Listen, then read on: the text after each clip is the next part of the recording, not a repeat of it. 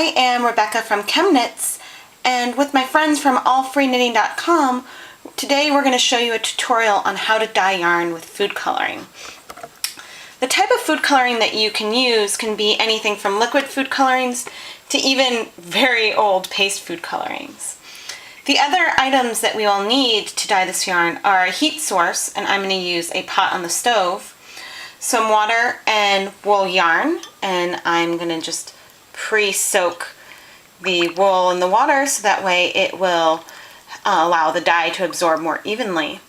And the final component after heat, color, and yarn is acid.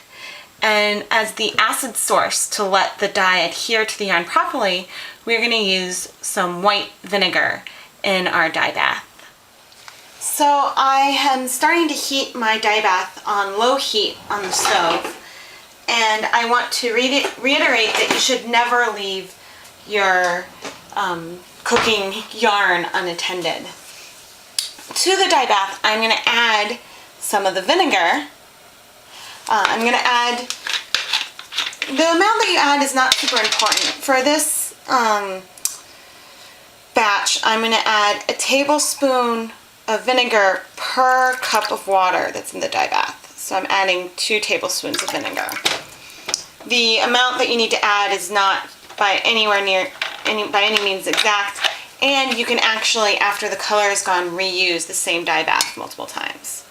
And I'm just going to stir this up to distribute the vinegar that is our acid source.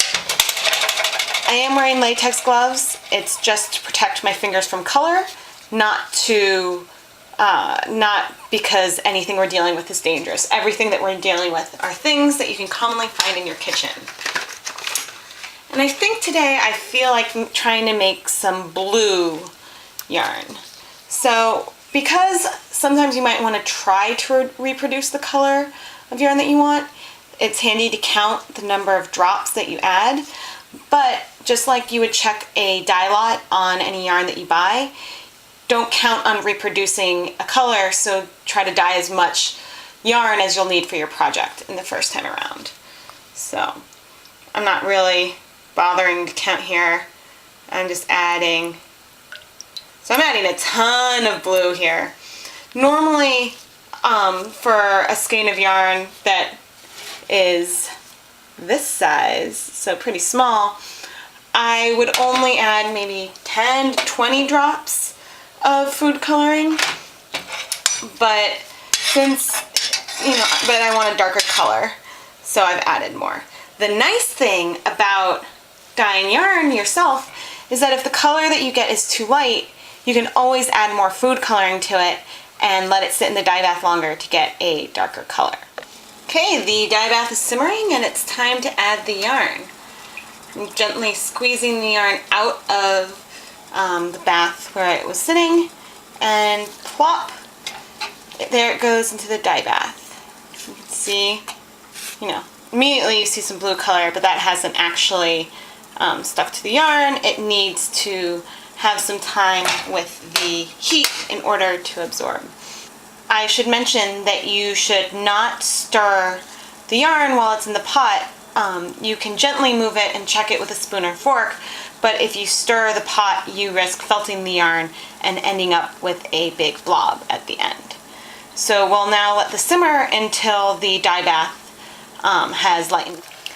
The dye bath has now cleared considerably. You can see how the water is looking significantly less navy. So I am going to turn off the heat and let the dye bath cool to a temperature where I can handle the yarn comfortably. You can see that most of the dye has now cleared, and I am going to take our deep blue yarn and place it in the sink in some lukewarm water with some mild soap, and gently, without a ton of agitation, clean the water. Now you will wash the yarn until the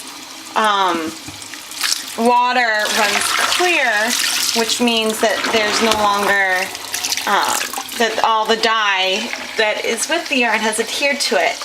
And then after that, we can hang it up to dry, and congratulations! With the help of me, Rebecca from ChemKnits, and my friends at allfreenknitting.com, you have successfully dyed yarn with food coloring.